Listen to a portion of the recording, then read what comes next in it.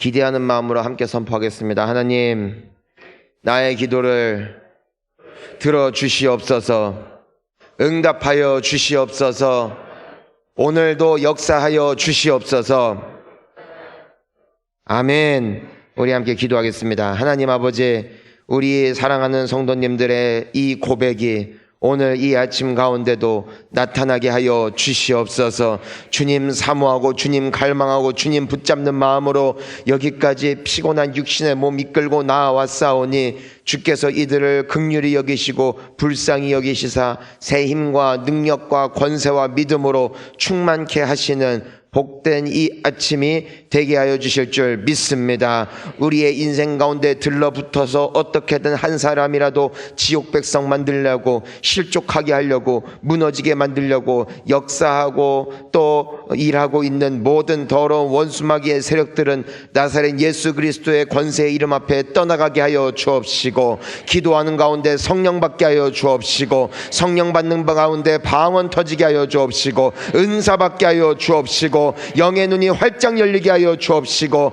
살아계신 예수 그리스도를 만나게 하여 주시어서 다시는 이전과 같지 않으리라 약속하신 예수 그리스도의 약속의 말씀이 그대로 나타나는 사도행전적인 역사가 오늘 이 시대에도 동일하게 나타남을, 하나님은 지금도 살아 역사하시는 분이심을 생생하게 경험하고 고백할 수 있는 우리 모두가 되게 하여 주시옵소서. 예수님의 이름 받들어 축복하며 기도했습니다. 아멘.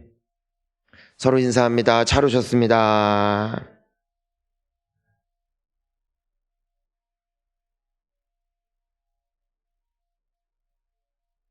예수님께서 우리에게 주신 가장 큰 선물은 우리와 함께 하시는 것이죠. 왜냐하면 우리가 아무리 힘센 척하고 아무리 아이들이 똘똘해도 보호하는 부모의 존재가 없으면 살 수 없고 존재할 수 없고, 아니 존재한다 할지라도 배회하고 방황하고 고생할 수밖에 없는 것처럼 우리 영혼은 말입니다.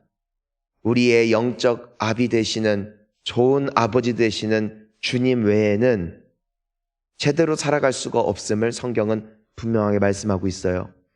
그래서 하나님께서는 우리의 아버지가 되어주기를 기뻐하셨고, 우리와 함께하기를 원하심은 우리가 그분을 막 원하고 찾고, 물론 철이 들고 성숙하면은 그렇게 되지만 그래서가 아니라 주님이 우리를 사랑하시기 때문에 우리의 아버지가 되어주신 줄 믿습니다.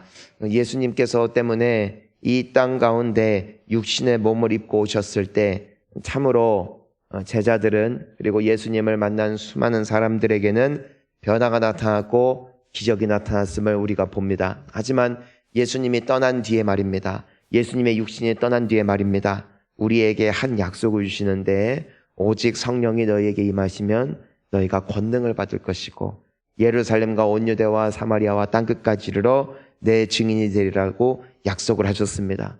성령이 임하실 때 증인이 될 거라 약속하셨던 것이고, 예수님 역시도 성령의 사람이셨음을 우리가 기억해야 됩니다. 사도행전 10장 38절에 보니까 뭐라고 되어 있냐면, 하나님께서 예수 그리스도께서 성령과 능력을 기름 붓듯 부으셨대요. 자, 따라하겠습니다. 성령과 능력. 그러니까 성령에는 반드시 무엇이 따라오냐면은 능력이 따라오는 것이죠. 기름 붓듯 하시니까 그때 나타났던 현상이 무엇이었냐면은 그가 두루 다니시며 선한 일을 행하시고 마귀에게 눌린 모든 사람을 고치셨으니 이는 하나님이 함께 하심이라. 성령의 임하심과 하나님의 함께 하심을 동일하게 보았고요. 또한 성령과 능력이 기름 붓듯 부어졌을 때 예수 그리스도께서 비로소 다니시며 선한 일도 하셨고 마귀에게 눌린 자도 고치시고 마귀를 쫓아내실 수 있는 그 역사가 나타날 수 있었다는 것입니다. 즉 예수님께서도 그와 같은 놀랍고 멋진 역사를 이루실 수 있었던 그 근거가, 그 힘이 어디로부터 말미암았냐고 되어 있는 것이냐면은 바로 성령과 능력이 기름 붓듯 그분 위에 부어졌을 때에 비로소 그 선한 사역을 감당하실 수 있었다라는 것이죠. 자, 오늘 우리가 말씀을 보니까 백성이 다 세례를 받을세 예수님도 세례를 받으셨습니다. 21절을 띄워주셔야죠. 자, 그런데 세례를 받으신 데서 그치는 것이 아니라 뭘 하셨어요?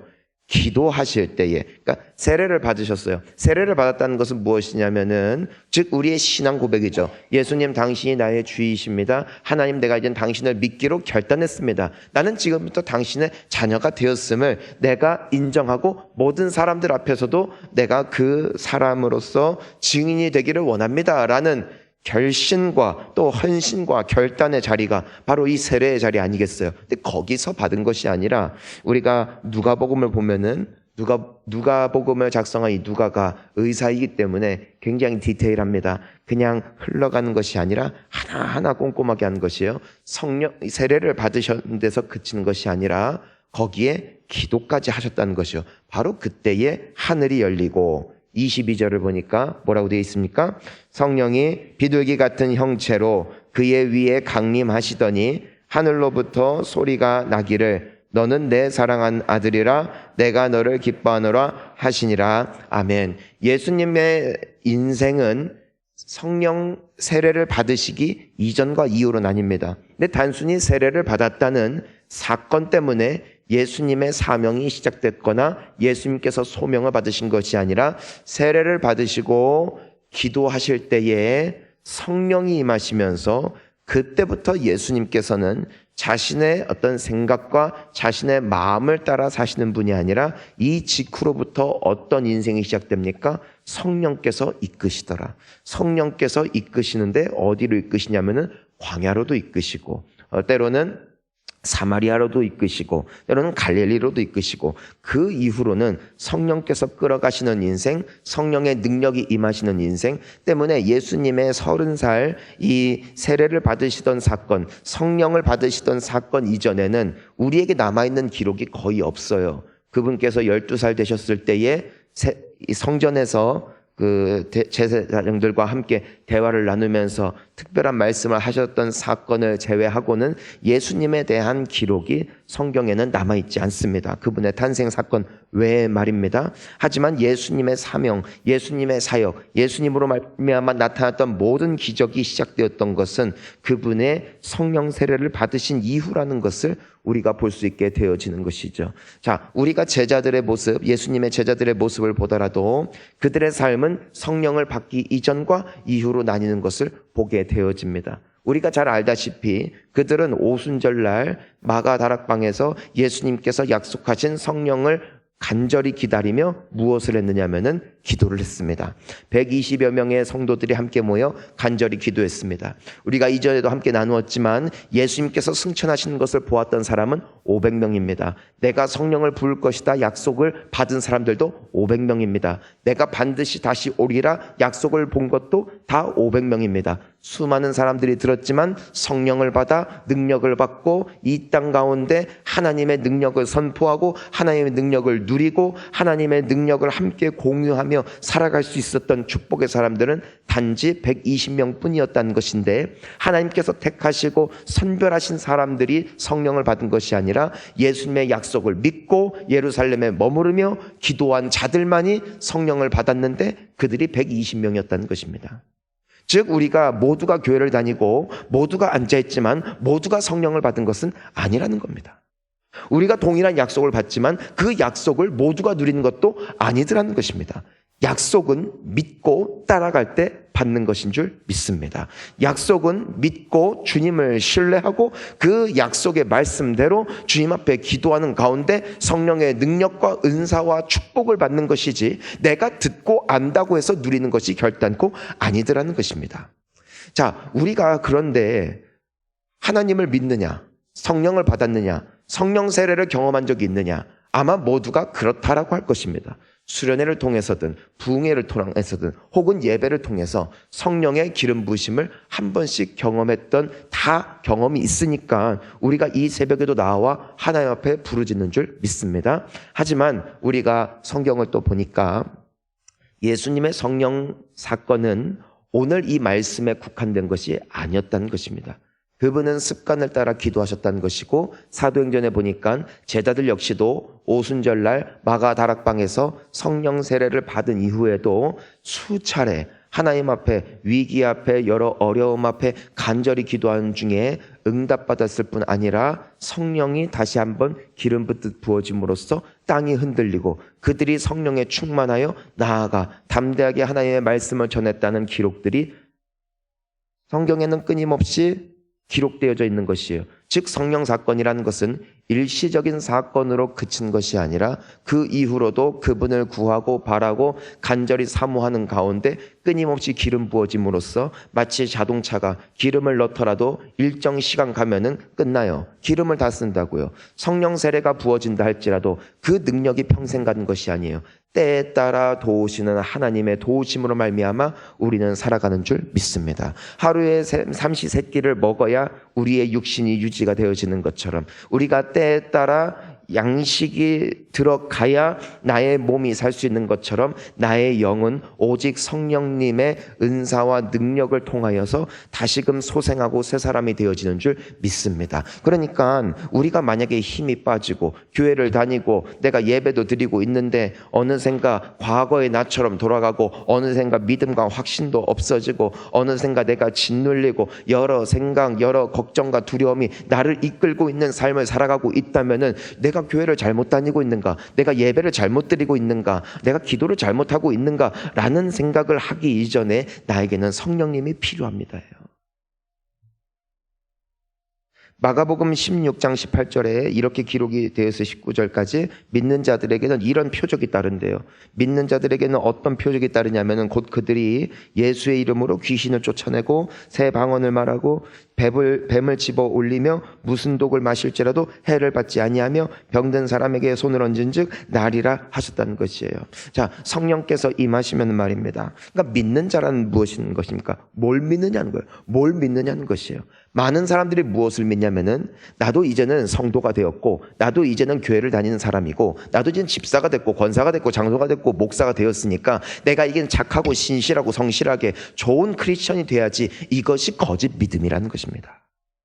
여러분, 우리는 단 한 번도 예수님을 닮은 적이 없습니다. 나는 한 번도 능력이 있었던 적이 없습니다. 우리가 예수를 믿고 신자가 되어서 이만큼 변화될 수 있었던 것도 오직 하나님의 은혜였음을 고백하는 것이죠. 내가 나된 것이 하나님의 은혜라고요. 근데 언제부턴가 내가 열심히 해야지, 내가 봉사도 해야지, 내가 목자도 해야지, 내가 뭐도 해야지. 이때부터 신앙이 꼬이는 것이에요. 이것이 잘못된 믿음이라는 것입니다. 나는 하루도 주님의 은혜 없이는 살아갈 수 없습니다. 나는 하루도 주님의 은혜 없이는 귀신의 그 악한 속임수와 거짓된 메시지로부터 자유롭게 벗어날 수 있는 수준이 나에게는 없습니다라는 고백이 참된 믿음이라는 것입니다.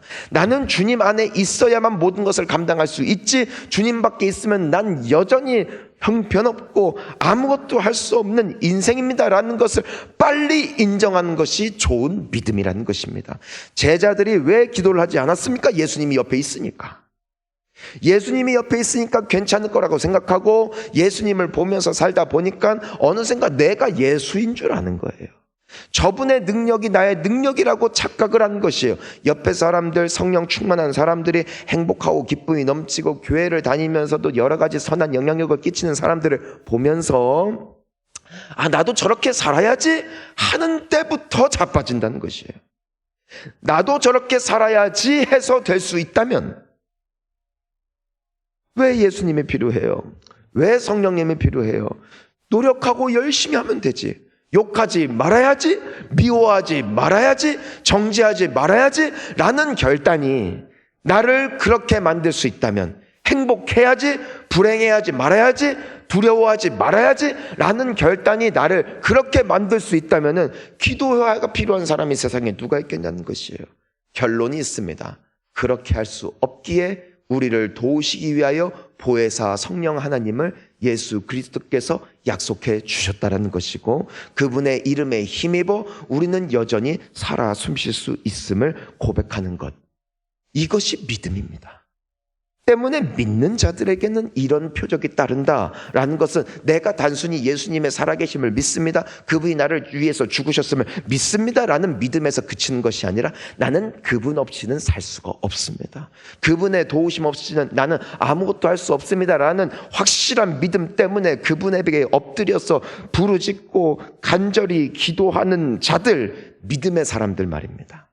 그들에게는 귀신이 떠나가고 입술의 언어가 회복되어지고 어떠한 사탄의 공격을 받더라도 해를 입지 아니하고 그것으로 말미암아 무너지지 아니하고 여전히 담대하게 새 힘을 얻어 나아갈 수 있는 담대한 주의 자녀로서 승리하는 것인 줄 믿습니다. 그러니까 우리가 기왕 한번 살다 갈 거 말입니다. 사탄의 속임수에 휩쓸려서 이리 헤매고 저리 헤매는 인생이 아니라 주님의 능력에 우리의 두 다리를 든든하게 벌떡 일어나서 하나님께서 주시는 힘으로 이 세상을, 이 늪지에 빠진 것 같은 인생길을 힘차게 딛고 나아갈 수 있는 우리 모두가 될 수 있기를 주의 이름으로 축원하는 것입니다. 때문에 우리에게는 오늘도 성령의 능력이 필요합니다. 따라하겠습니다. 성령님, 도우심 없이는 하루도 순간도 살아갈 수 없습니다. 믿으시기를 축원합니다. 성령은 기도할 때 임합니다. 예수님은 때문에 습관을 따라 기도하셨고 제자들도 기도하기 시작하는 인생이 되어지면서부터 성령의 능력의 소욕을 따라 살아갈 수 있었고 그로 말미암아 승리할 수 있었습니다. 어제도 한 장로님이 그런 고백을 하시는데 너무 행복하다는 것, 너무 행복하다는 것이 무엇이 행복합니까? 했더니 설교를 듣는 가운데 그 말씀을 들었다는 것입니다. 인생에 어차피 위기는 내가 치울 수는 없다는 것이에요. 예수님도 힘든 인생을 사셨고 제자들도 힘든 인생들을 다 살았다는 것이에요. 다윗도 모세도 요셉도 평탄했던 인생, 사람들이 소위 말하는 꽃길을 걸었던 인생은 한 사람도 없었습니다. 하지만 한 가지 차이점이 있었다는 것이에요. 남들은 그것을 딛고 나아갈 만한 추진력도 없고 원동력도 없고 힘도 없는데 그들에게는 힘이 있었다는 것이죠. 능력이 있었다는 것이죠. 그것이 바로 성령의 능력이었다는 것입니다. 때문에 한때는 때로는 나 홀로 지고 가는 인생의 짐, 너무 무거워서 쓰러져서 나는 더 이상 이 짐을 지고 갈 수 없노라고 쓰러져서 낙심하고 좌절하고 절망할 때에 그때 우리가 주님 나를 도와주시옵소서 할 때 나의 등에 다시 짐을 지워주실 뿐 아니라 그 짐을 곁에서 함께 들어주심으로써 함께 나와 걷자 해주신 분, 그분이 계셨기 때문에 그 인생길을 넘어갈 수 있었던 것이고 그로 말미암아 승리할 수 있었다는 그 사실 앞에 이분이 기쁜 거예요. 그래서 어렵고 힘들 때 힘들다가 아니라 주님 나를 도와주시니 감사합니다. 주님 나와 함께 하시니 나는 이 또한 넉넉하게 감당할 수 있는 줄 믿습니다. 기도하는 가운데 저녁에 뵌 건데 얼굴이 막 얼마나 빛이 나고 생글생글하고 기쁨 콧노래가 나오고 주님이 힘주시니 할렐루야. 저는 오늘 하루 여러분이 행복하기를 축복해요. 성령 받고 가시기를 축원합니다. 응답 받고 가시기를 축원합니다. 그래서 비록 힘들고 어려운 인생의 여정들이 우리 앞에 남아있다 할지라도 주와 같이 길 가는 것 즐거운 일 아닌가. 우리 주님 걸어가신 발자취를 밟겠네. 한 걸음 한 걸음 주 예수와 함께 날마다 걸어갑시다. 날마다 승리합시다. 주여 나를 도와 주시옵소서. 함께 기도하시겠습니다.